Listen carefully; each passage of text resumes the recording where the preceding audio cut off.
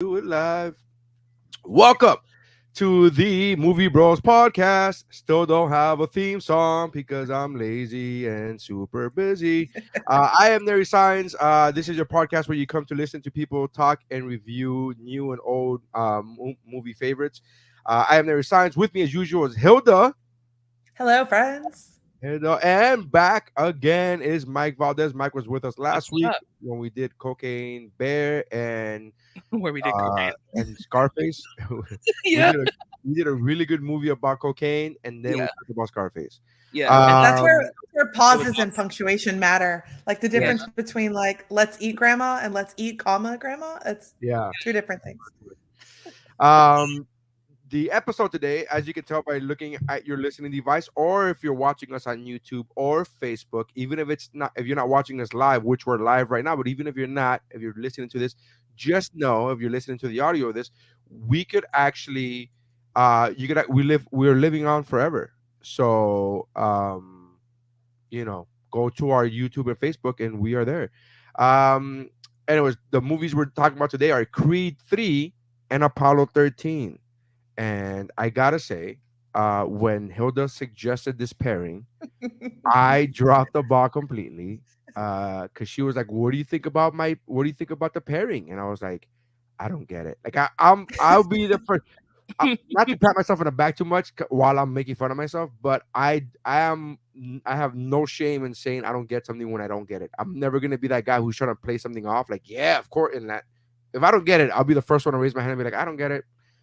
And unfortunately, I did not get it. And she was like, Apollo Creed, Creed. Apollo Creed in the yeah. movie. And then she started breaking down. She started like Like Rocky do it. explaining. She started Rocky explaining to me the franchise. Because again, from her point of view, I'm a dumb guy who doesn't know what I didn't get. I didn't put Apollo Creed. I didn't connect the dots. And then so I I was like, was yeah, I was not explaining. I was trying to be helpful. yes, yes. That's what every man says to their wife. I wasn't mansplaining. All right. I was just trying to be helpful. But again, with the information that you Hilda had, with the information you had, it made complete sense. If I didn't get Apollo Creed, it's obvious that maybe this guy's not into the Rocky movies. Unbeknownst to her, Rocky is literally my favorite movie franchise of all time. Where And see, I I did watch not know that all of about no that Neri. I know you didn't know that, but I'm just like, oh no, I said something so stupid that I have somebody explaining Rocky terminology to me. Holy shit, I'm dumb. It was bad. If You it know makes you what? We feel any all have better, our moments. if it makes you feel any better, the same thing happened to me. Yeah, So, you because didn't I get. was like, what do these have to do with each other? Maybe it's Oh because there's a 3 in both of the titles. Um, no, like, no. Apollo Creed. There you go. I oh, don't I feel that know. bad anymore. I don't feel that bad anymore. Mike didn't get it either. Yeah, I Um, didn't get it first, and then I was like, oh, I'm an idiot. yeah. To the listener, for those of you who have asked, because some of you have reached out and be like, how do you guys decide your movie pairings? We really try to go. I first wanted to make it completely as random as humanly possible. I was gonna say start at the beginning, Neri. Tell them Start at the the beginning. So story. before it used to be as random as humanly possible. I didn't want to do any pairings that had the same actors in it or even directed by the same person. I didn't want any of that. I didn't want any obvious pairings. I just wanted to be random.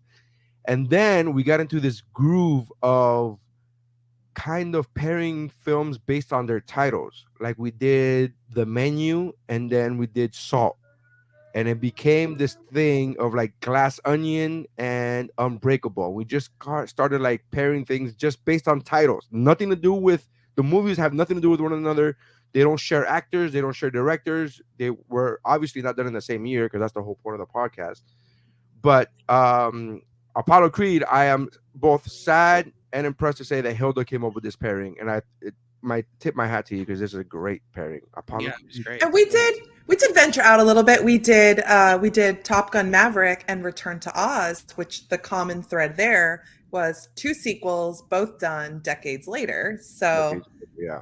you know, we Yeah, we, we try and to get creative here at Movie Bros. yeah, Hilda is the one that gets. She's the creative one. I'm the one that shoots things down and be like, "That's too.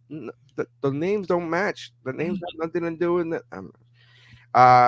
But so what do we have coming up, Hilda? What's the next one coming? What we got? Did we talk about any other pairing?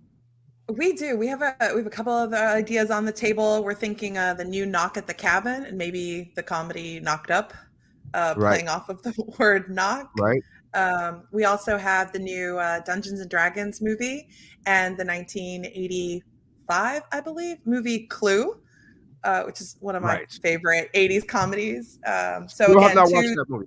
Still not have two watched that movie. tabletop games. I'm Yeah. nerdily excited for that pairing. So Awesome. so All yeah. right. Well, But yes, let's get send us your let's suggestions. yeah, send us your suggestions. Send us to moviebrospod@gmail.com. That's moviebros with an S pod@gmail.com. Send us your suggestions for any old school pick that you meant. It doesn't have to be a pairing. Just like, hey, have you ever thought about this old school pick, old school movie? And then Yeah. let us know what you want us to talk about. All right. So We'll this find episode, Creed something. 3. Let's get on to Creed 3. Creed 3's synopsis is still dominating the boxing world. Adonis Creed is thriving in his career and family life.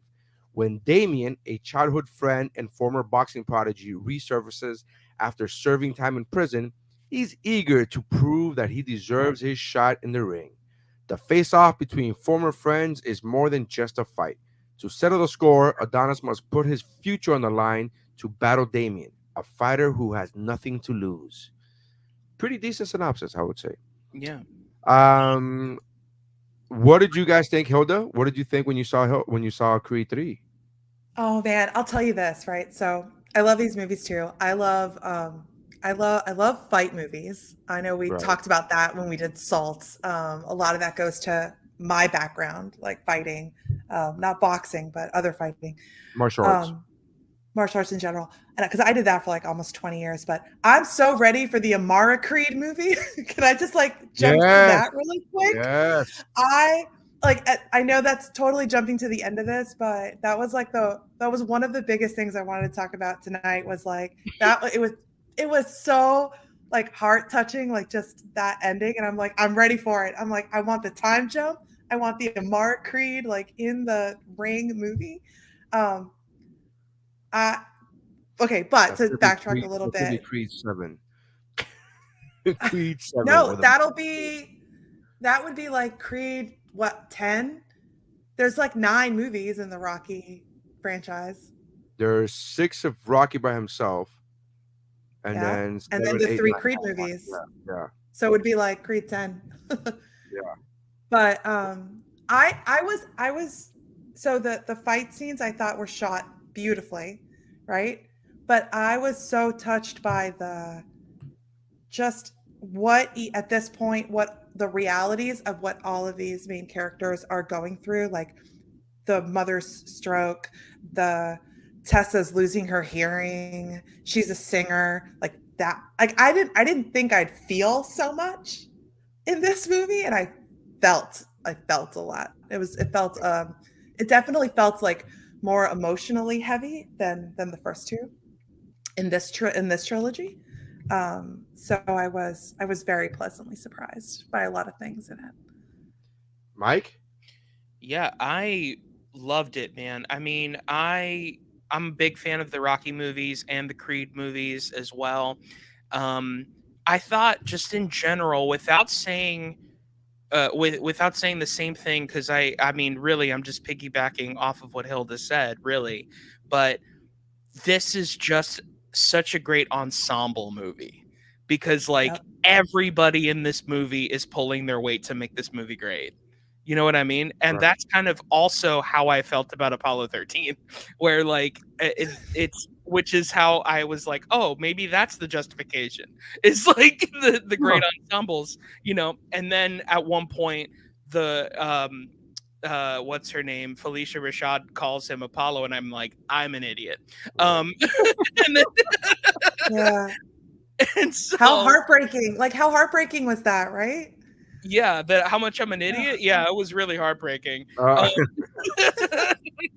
Yeah, so no, it was wild, man. I mean, I loved it. Yeah, it was interesting. I don't want to jump too far ahead because I don't know what everyone's gonna say, but I wrote some notes down on a few things. I thought another thing too, Jonathan Majors. I thought he stole the show, at least for me. I thought he was incredible. And yeah, that's as far as my overview. That's how I feel. Right. I got it. So there's a lot of things that I love about this movie, and um, like just like part two of Creed, I love all. First of all, huge Rocky fan. Like I said, favorite movie franchise of all time, or my favorite movie franchise of all time. And so Creed 2, I had that same feeling where I'm like, I don't know why I don't love it as much as I should love it more than I do. Mm, Like all the pieces, like I could break down individual scenes and be like, that was a great scene, that was a great scene, this is a cool story, that's a cool. And I don't know, and I didn't know for a long time why I didn't love Creed 2 as much as I do. Not that I didn't like it or like it a lot even, but I didn't love it like I should have. And now looking back, I think the reason why I didn't love Creed 2 is because I they did such a good job of making you care for the antagonist in Creed 2 that they did too good of a job, because I think that he should have won. I think he should yeah, have beat Adonis, because I felt that he needed it more. I felt that he was like, this that dude is literally in poverty, like running with a day job Victor. in the Ukraine. That guy needs it Yeah. more.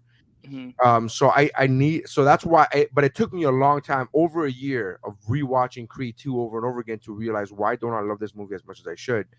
And now I'm kind of battling that with Creed 3, and I keep thinking about specific scenes. And you guys bring up, the Felicia Rashad, mhm, which I think is the best. Like that whole story anchored the whole movie, and it was phenomenal. Like her performance, which of Yeah. course she's Felicia Rashad, she's fucking amazing of in course. everything she does.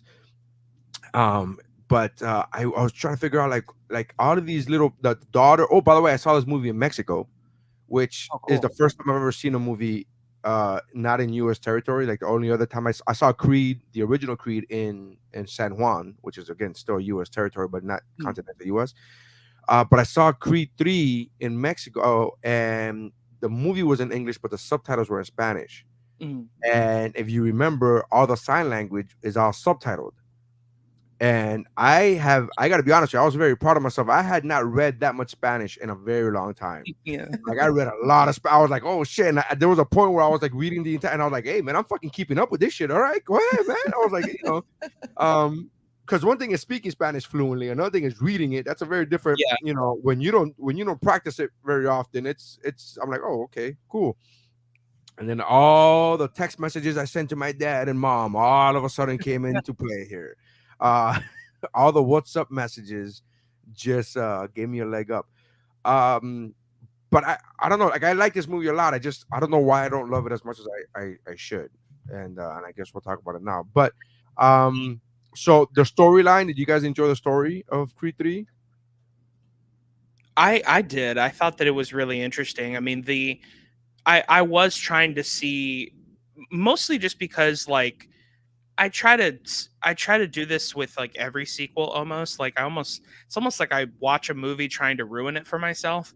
Where I'm Sure. like where I'm like, well, where are they pulling this from? Are they just doing a reverse Rocky where it's like they used to be friends and now they hate each other? Like, like what are they trying to do? And like really it was its own thing. Like Right.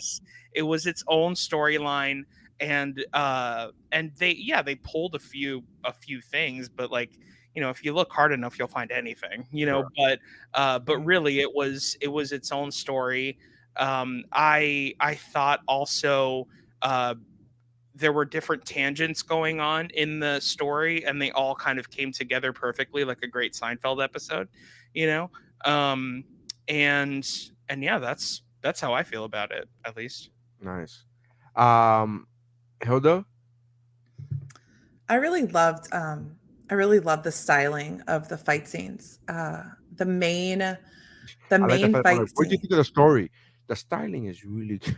Yeah, because I'm jumping to that because I already talked way too much in my intro, but I'm jumping to styling like that because I know we don't have a ton of time, but I absolutely loved that moment where they're in their fight, they're 2 or 3 rounds in, and the entire arena disappears. Mm. and they're Yes. seeing each other as children. And Yeah. there's this like tension moment, and you're just like, and you're getting hit with all the feels. And when they come out of it and like the crowd reappears, it's round 12. And you're like, they have been in this, like they've been in like their own little moment for like 8 rounds or something at this point. And just little things like that I picked up. So I mean, props to Michael B. Jordan for this is his like director's debut. I mean, And he wrote it. like I said, I got so you go into these, you're like, oh, it's a boxing movie, right? I got so pulled into the personal stories and the individual storylines that, like you were saying, all kind of wove together perfectly, like towards the end. I got so caught up in all of that. I was like, I was not expecting to feel all these feels in a boxing movie, but I did. Yeah. Well, I feel like I it's so funny. I feel like it's funny that you say that. I don't expect to like I expect to get the feelings in me every boxing every Rocky movie, really. every sports movie really, but every specifically Rocky iteration. I don't think there's been a Rocky movie that didn't at one point make me feel something. Didn't catch me in my feels. Rocky 4 I would say would be the one that I felt the least in only in the sense of my feelings were I was a kid and my feelings were like I want to fight somebody. Like that's not the same thing as catching feels. Yeah. But every Creed 2 had the same thing. Like I said with Drago, Creed 1 was I had that feeling of where he was lost. I did very much enjoy the Creed 3 story because it was the first time that we see Adonis not fighting one of Rocky's ghosts. It had the story had nothing to do with Rocky in the sense of it's not him trying to catch his dad's former glory. It's not him fighting one of the sons of one of Rocky's former enemies or whatever you want to call them. So I like that fact that this story was its own Adonis Creed story. It didn't it's one of his own ghosts if you think about it, because right. He comes back and it's not necessarily him because he doesn't know it's him in the beginning. He realizes that he's training and it's the memories of being in the group home and Leon and like everything that like escalated to those moments. And so I'm going to say something and I'm not trying to sound crass, right? But the build up to what Leon had done to these kids when it was revealed what he did, again, this is gonna sound crude and real awkward, but they were leaning towards. I felt that they were leaning towards like molestation or some crazy shit like that. Yeah, same here. And then when it got down to like, oh, he beat them. Not that beating children is right, but I did feel as an audience member, I was like, oh, they were like he was pushing real hard towards something, and I almost. Like I literally thought this in the movie. I was like, it's not an assault thing. I'm like, he hit him. And again, that's bad. I'm not saying it wasn't, but I almost felt like it is still assault. But yeah, I'm like, but it's not sexual assault is what I meant. But in my mind, I literally almost said to myself, like, did the studio make you pull that storyline? Did the studio make you adjust? Like, I really thought that during the movie. I'm like, I feel like you were going. Am I the only one? Did you? No, I legitimately thought that too. You're not the only person that thought that. I mean, I wouldn't say I was disappointed when I found out. You know what I mean? I don't mean disappointed. I mean confused. I think is a better word. I don't want to say disappointed, but I do mean confused. Like, yeah, it was. Okay. Did not expect that. Okay, yeah, I just wasn't expecting it. Yeah, right. Yeah, and my brain shifted to. That must have been like because I thought that too at first. And when it wasn't, I thought, oh, then that must have been like a hell of a beating that they were taking. Because if it had that much of a traumatic impact, then it was a really severe, really severe beating. Not just like you got in trouble. Like, I mean, we all got hit once or twice when we were kids or maybe more. But like for it to have that kind of impact, like whatever they went through as kids in that group home must have been on a whole other level. Whole other level. Like and again, I'm not trying to sound crude or like downplay hitting children and physical. That's awful. I'm just like it as a viewer, I thought they were going they were leaning so strongly towards what and like you know what I mean? Like, oh, I'm not a kid anymore, and he beats someone. This guy's about to kill this man. And I'm just thinking to myself, and then And then Damien goes to jail for fucking what's it, 30 years? Like, would you go to jail for 25 years? Like, how long did you go to jail for on a gun charge? Like, I don't like that Well, sounds no, crazy. they're It's let 10 me years. see, I thought, they're right? No, it's way well more than 10 years. because Way more they than were 10 years. both Because teenagers. Michael B. Jordan was a child, was like 13, maybe 15. Let's say Michael B. Jordan was 15. He's And now he was 35. Okay, and yeah. he was a couple of years so Damien must have been at least 18 to Yeah. had because he was a couple years older than him. Right. He was a couple years Um, older. Right. So he got tried as an adult, which Right. then But I'm makes saying sense. you got 20 to 25 years. That's on a gun charge. I'm like, that sounds like Yeah. a lot for a And gun he charge. didn't That's shoot. 20 And he didn't shoot. Like, Act- again, this has had nothing to do with the It's movie, not- but in my mind, I'm just like this, and not that No, it can't 'cause- be it can't be 25 years because he's not like 45. Do you know what I no, mean? but they said in the scene with ESPN, he was like, you were one of the best pound for pound boxers of all time 3 years ago, and then he said, you're 35 now, Yeah. and I was like, okay, then if he's 35, like then if And he's he's 35 and he was 40. 15 when he was a kid, when the whole situation He got happened, that means he yeah, did it's like 20 50, he years. got like 15 years because if he's 18, No, Yeah. not 18. Michael B. Jordan's 15 at that time Right. that the whole story Right. went down. And now he's now 35. It doesn't matter how old. I'm not talking about Oh, yeah, talking about you're right. Damien So, being old. yeah, I'm no talking about matter how what, much it was time he did 20 in years. prison. Yeah, no matter what, it was 20 years. It was If he's- still 20 years. Yeah.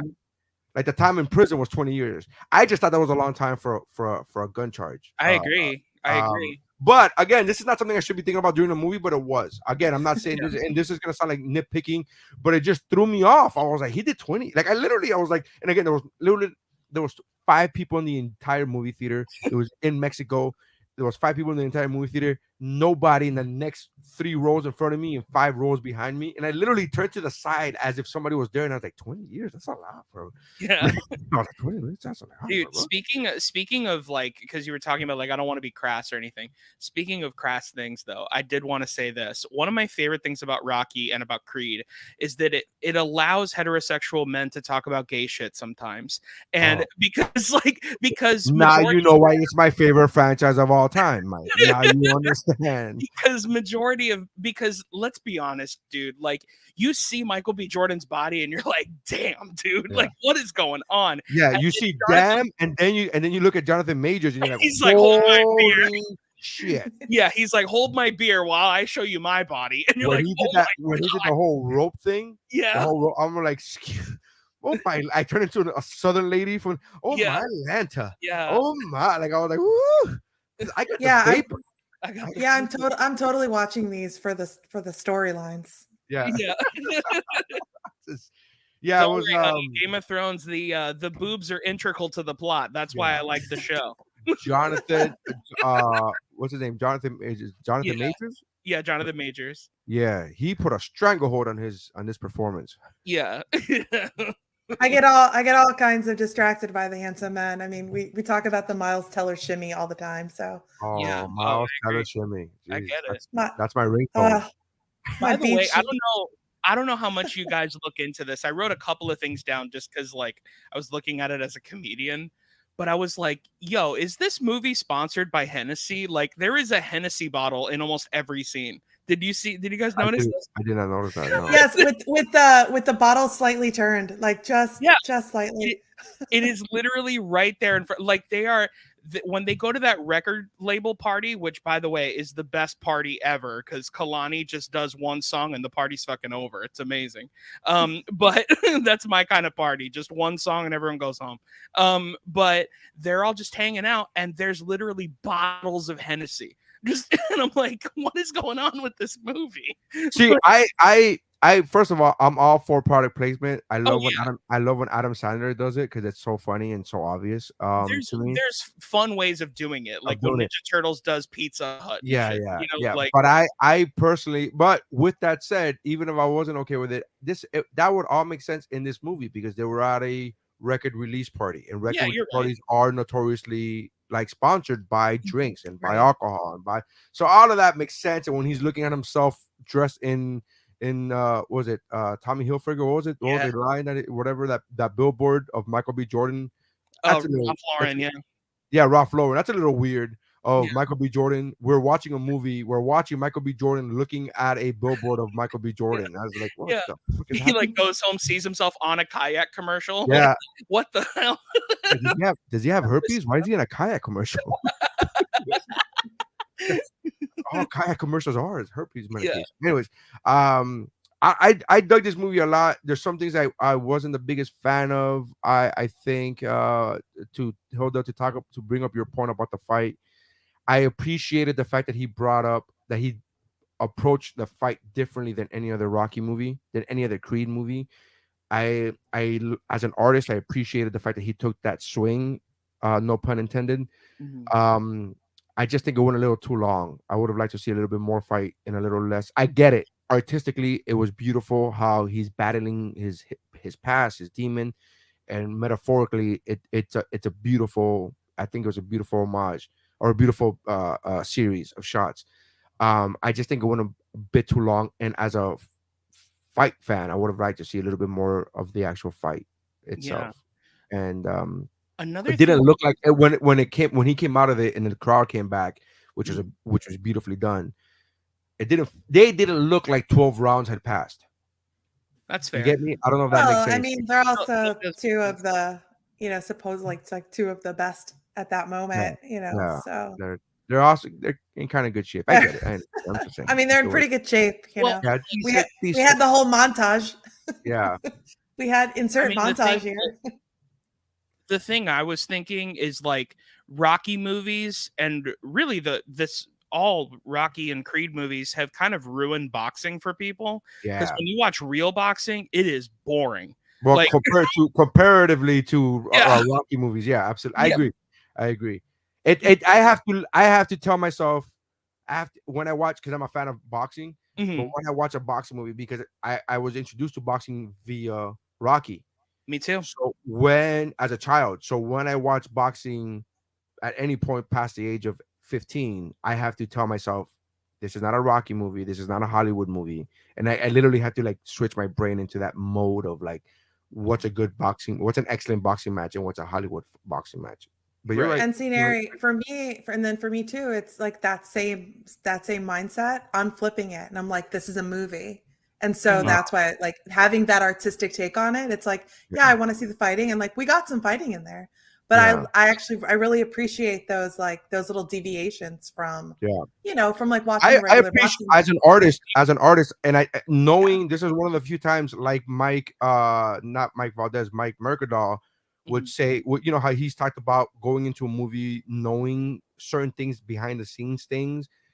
Some of that to Mike Mercadal's, he has said that it ruins it for him. The reverse happened to me, knowing that this was Michael B. Jordan's directorial debut, knowing that Michael B. Jordan wrote this movie.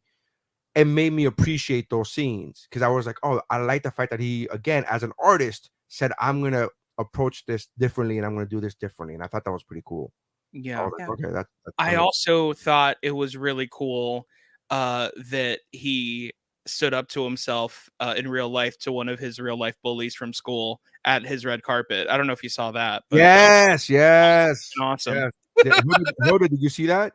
I did not, but now I want to know Oh. about this. So there was a girl who was at the red carpet interviewing him, and she was like saying how, doing her introduction to the camera. Hey, this is blah blah blah from KCWBL, whatever. And she says, and I'm here with Michael B. Jordan, the star of Creed 3. She's like, and we go way back, and because she went to the same performing arts school that he did, high school. Oh. And so Michael B. Jordan goes, yeah, I remember, right? I'm that corny kid. Remember? I remember. I'm that corny kid, right? And she was like, no, I didn't say that. And he was like, yeah, you did. Yeah, you did. What's up? I have to go look this up now. This is so left good. it at that. But he just left it at that. He was like, all right. And she's like, no, that's not true. That's not true. And he's like, yeah, I'm still corny. All right. But like you could tell she fucking called that kid corny.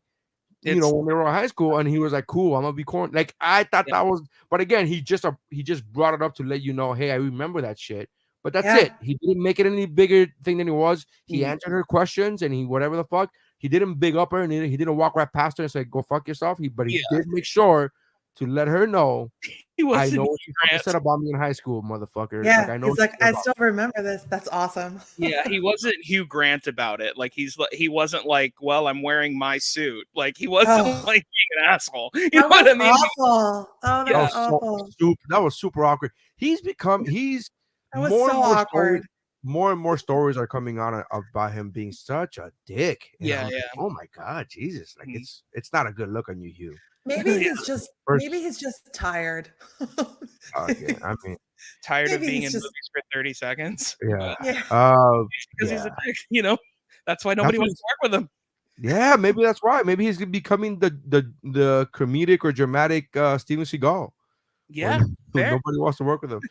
Never. All right. So Rotten Tomatoes critics gave this movie 89%. It is certified fresh at 89%.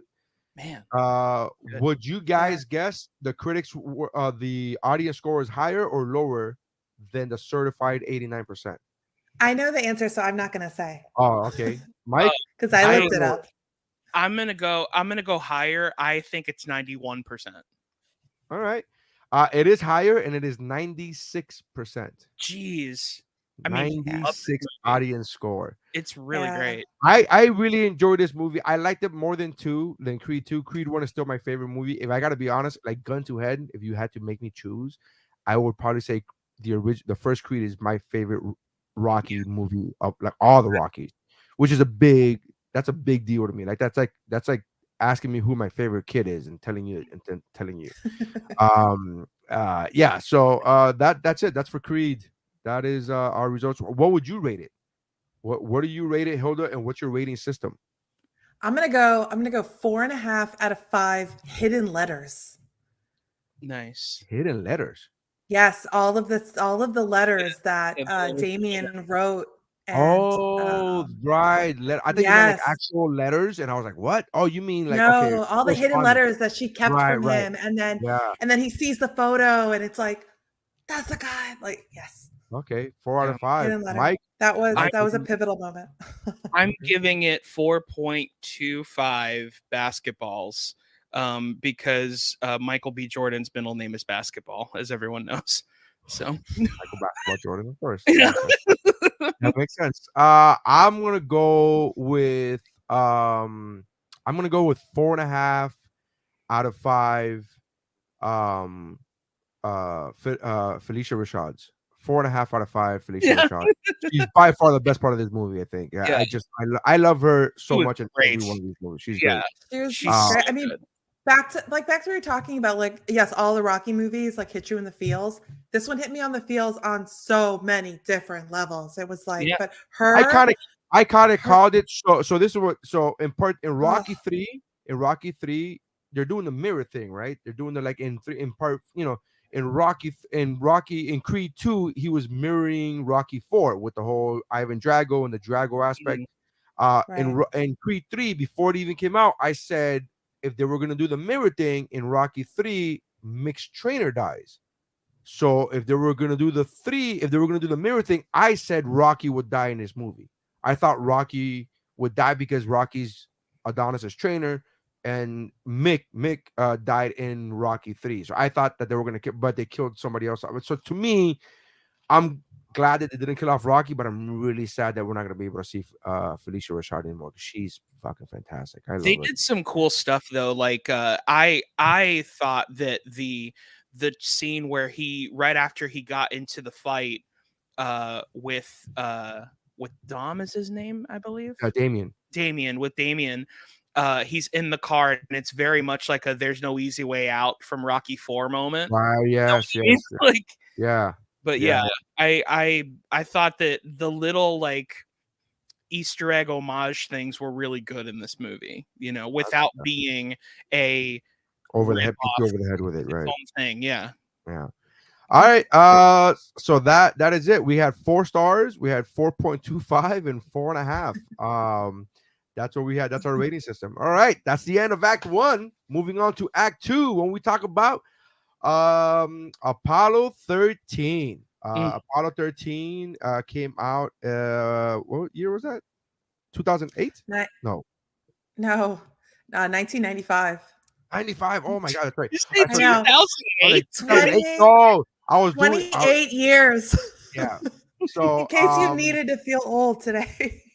well, when I felt old is when I was googling images so I could do this. You know how to the audio listener, if you look at us in the video, I put pictures up of each movies that we're talking, right? So to make this little thing that we're looking at here on our screens, guys, when I pulled up these pictures of Tom Hanks, I was like, oh my god, how old am I? Because Tom Hanks looks better than I look right now. Like in know, Tom Hanks in Apollo 13 looks better than I look right now. I'm like, gee, and Tom Hanks to me has always been older than me, obviously. So I was just like, wow, he looks amazing.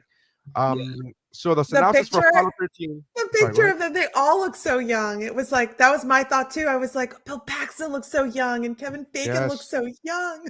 Yeah. So the synopsis is this Hollywood drama is based on the events of Apollo 13 lunar mission with astronauts Jim Lovell, Fred Hayes, and Jack Swigert. I hope I'm pronouncing that correctly because these are real humans. Find everything going according to plan after leaving Earth's orbit. However, when the oxygen tank explodes, the scheduled moon landing is called off.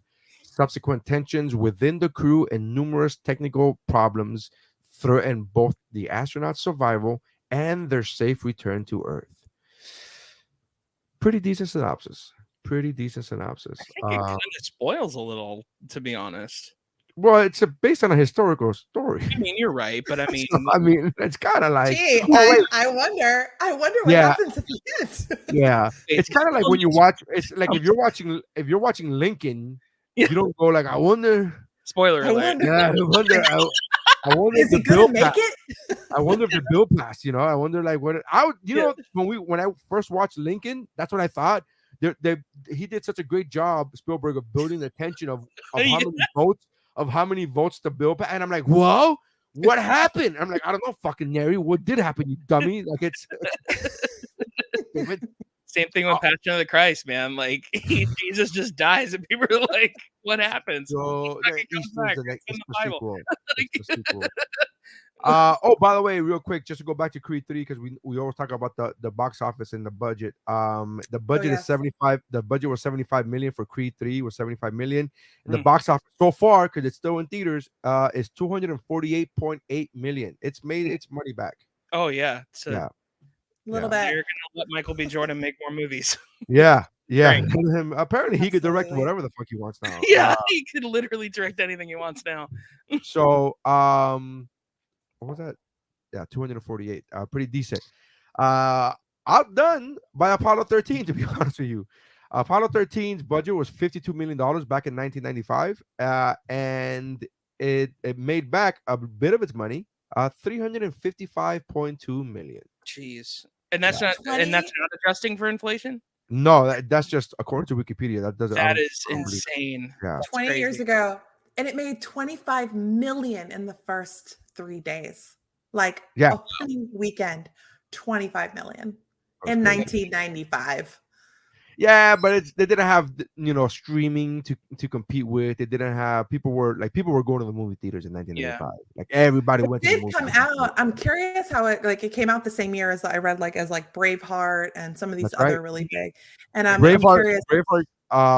So I know this story. So Braveheart, it came out the same year as Braveheart. Oddly enough, Ron Howard was filming Ransom with Mel Gibson the following year.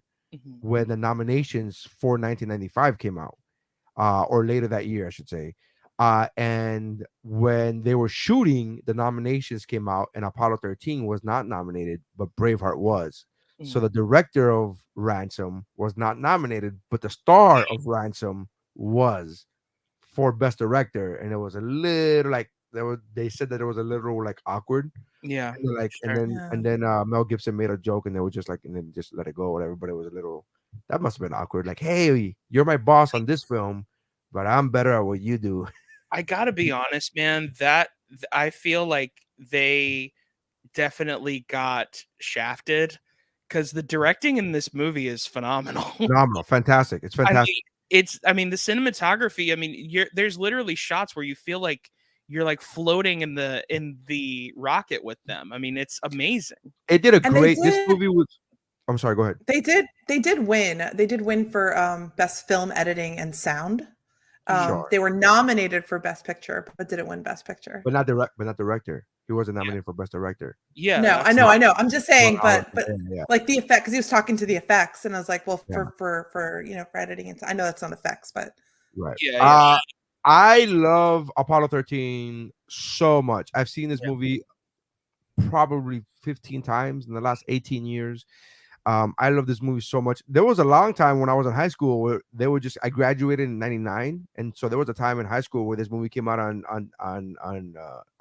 home video, Mhm. and every teacher who was lazy was like, "We're just gonna watch Apollo 13. It's historic." That was my high school It's experience. historical, yeah. So Yeah. I thought it was. I love this movie so much. It did. Ron Howard did a phenomenal job of Agreed. encapsulating the era of in 1995, me being a 15-year-old kid, whatever I was, being able to feel as if it was the 60s or whatever it was, 68, 69, whatever it was. 69, And 70, yeah. yeah, and I thought it did a great job with the music. I thought it did a great job with the acting. Of course, when you have the lineup that this movie had, let's be real, dude. This lineup is killers. Like every one of these people in this, even in the bit roles, every one of these people are legitimate, like name above title headliners that they could very. I mean, come on, dude. You the Kevin Bacon's, the like all of these people doing Gary these- Sinise, Bill Gary Paxton. Sinise, Bill Paxton. The fact Ed fucking Yeah. Harris is Yeah, like dude. Ed Harris, killed yep. it, and he just crushed it. I love this movie so much. I legitimately, I mean, don't get me wrong, Braveheart is my favorite movie of all time. But if somebody said we're not gonna watch Braveheart today, we're gonna watch Apollo 13, I'd be like, okay. Also, I was gonna say, Tom Hanks, from doing this movie, was just off the cusp of winning his double Oscar for Best Actor in a Lead and Best Oscar in a Supporting the same year. So, and then his next project was Apollo 13.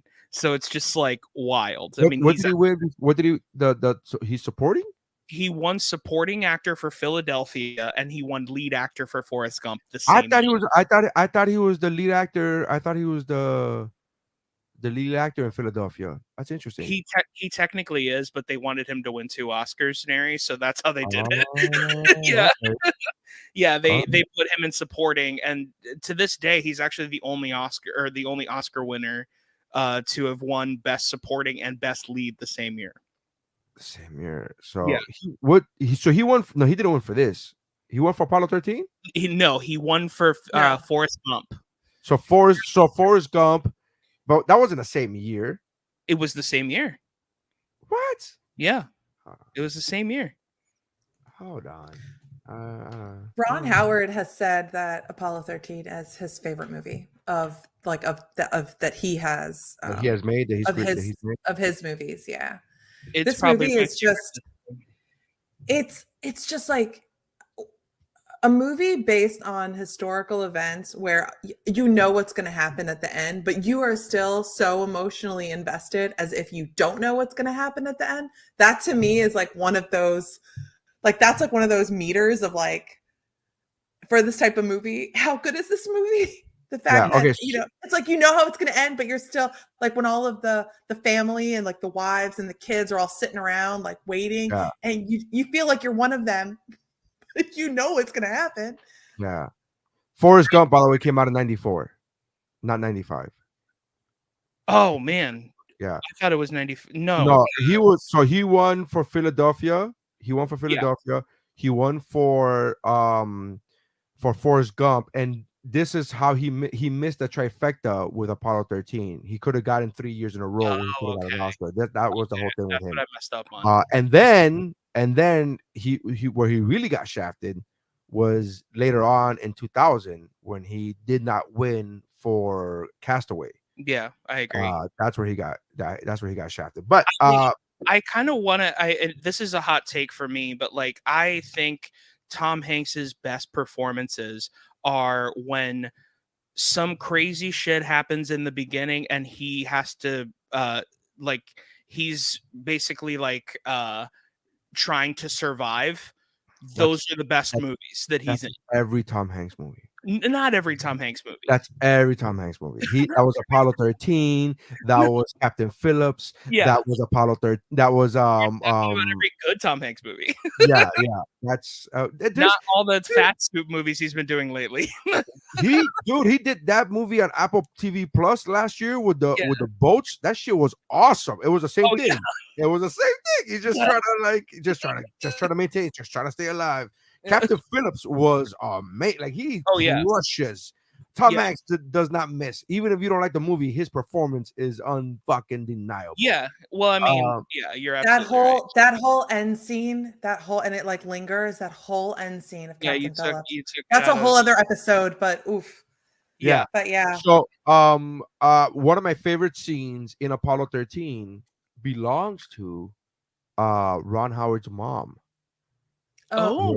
Where they go interview her, the news goes to interview her to tell her that her son is, what's happening to her son, and she's like in an old folks home and she's in a retirement and she's like kind of not really lucid, and they interview her and they talk to her and she says, if they build a washing machine that can fly, my Jimmy can land it.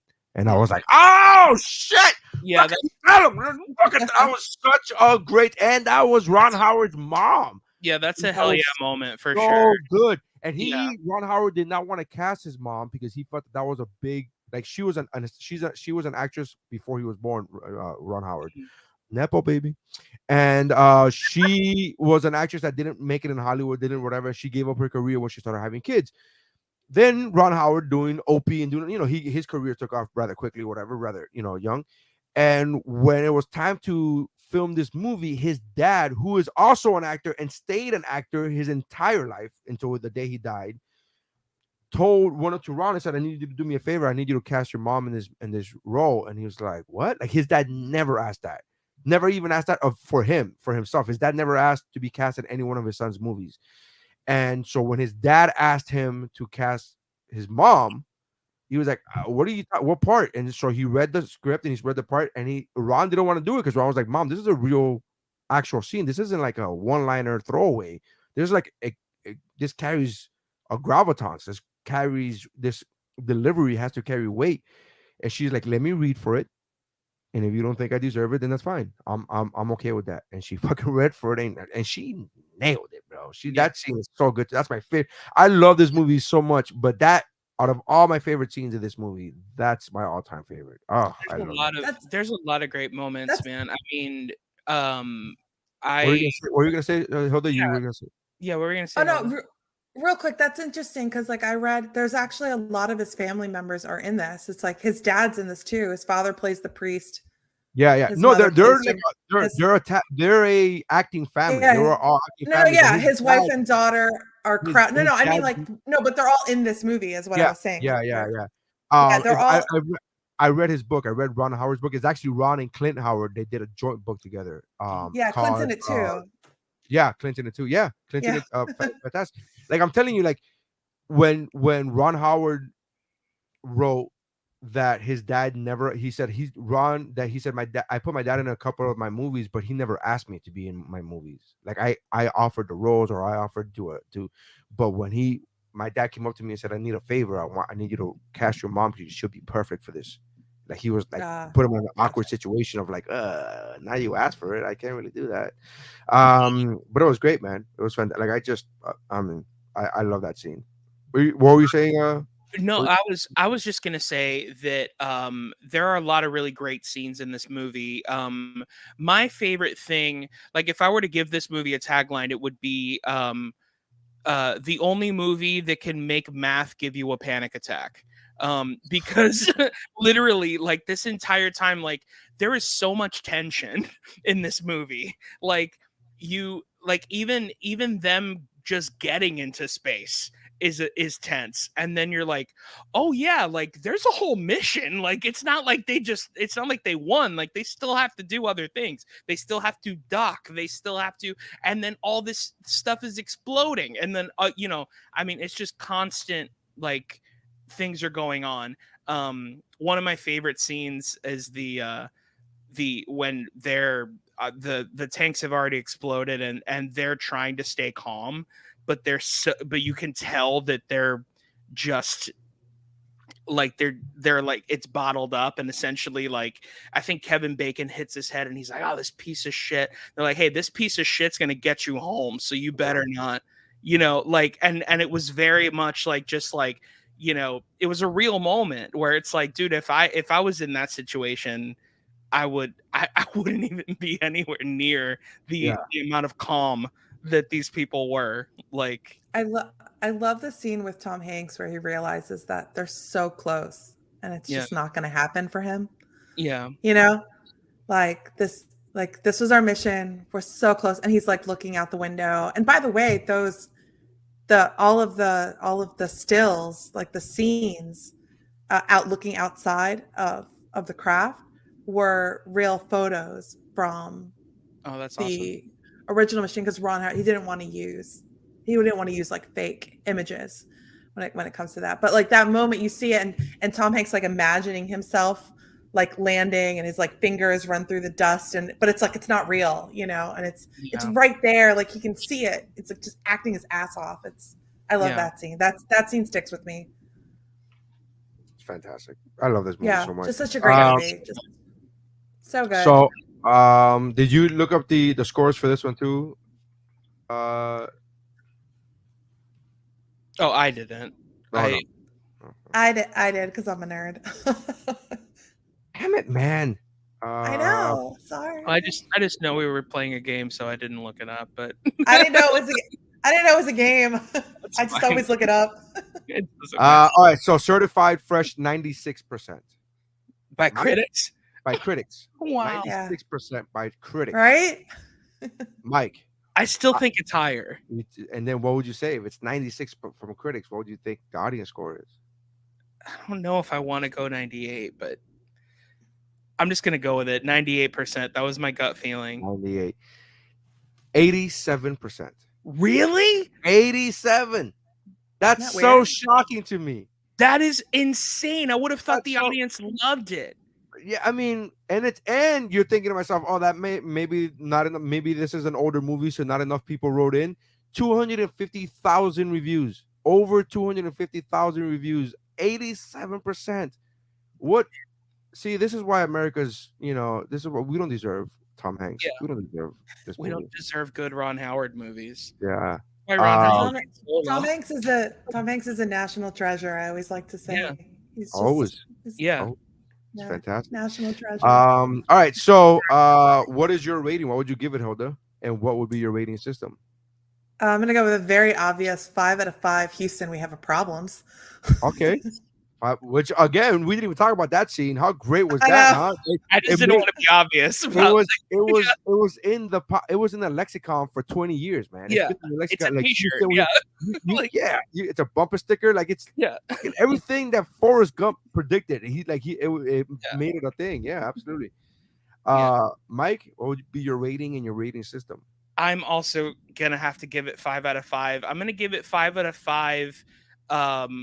Beer bottles going into a glass container to use some sort of sexual euphemism. At the party. Nice. Mike wins. I don't even know Nary's yet, but that wins. No, mine is going to be boring now. Mine is completely obvious in the sense of 5 out of 5. It's 5 out of 5 flying washing machines. But like there you go. That's right. I love I almost went with like lunar dust, like 5 out of 5 lunar, because that's scene. But I was like, I gotta go with the classic. This movie, it's so good.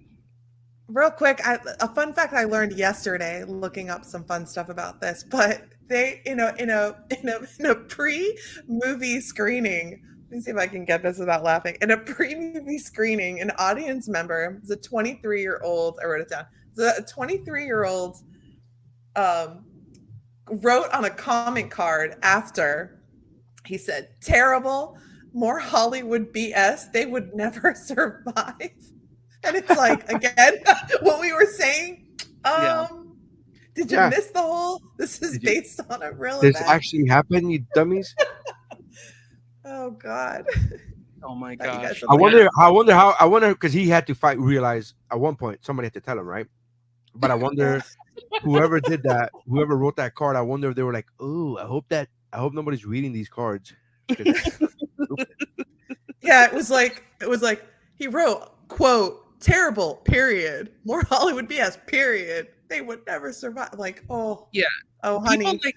People like him are the reason why you watch shows like CSI Miami, and they're like, I'm gonna put the thing in this and that and the other thing, and the other scientist right next to them isn't like, I know, I work here. yeah. Like, you know what I mean? Like, it's like everything is over explained for these dumb idiots. Like,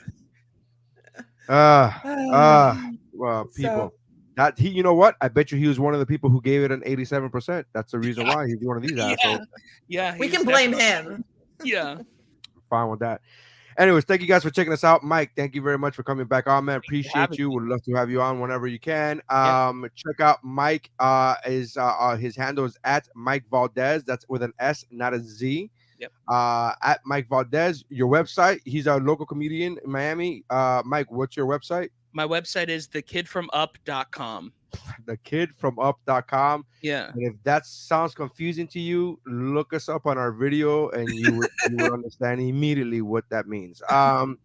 Check out my website, Nary Science, or whatwashisname.com. Check those out. Check out the other podcasts on. By the way, Mike Valdez is the one for those loyal listeners of Geek Bro podcast. He's the one I always bring up at the end of every episode. I say, hey, our go check out Geek Bro. It has, but not limited to, Better Let Me Tell You, the Better Let Me Tell You podcast, Child Like a Best with Mike Valdez. He is Mike from the Child Like a Best for Mike Valdez. Check out Cramocopia with Q and Jeff. Check out the What's Up Bro podcast, and check out Shiver, the horror movie podcast. So thank you guys for checking us out. Hilda, you're the best. Love you. Thank you. I feel like it's been so long that you and I have seen each other. It's because I've been on cruise ships with awful Wi-Fi. Anyways, it's been a hot minute. you guys are great. You guys are great. Love you guys. Thank you very much. And that's how reviews are made.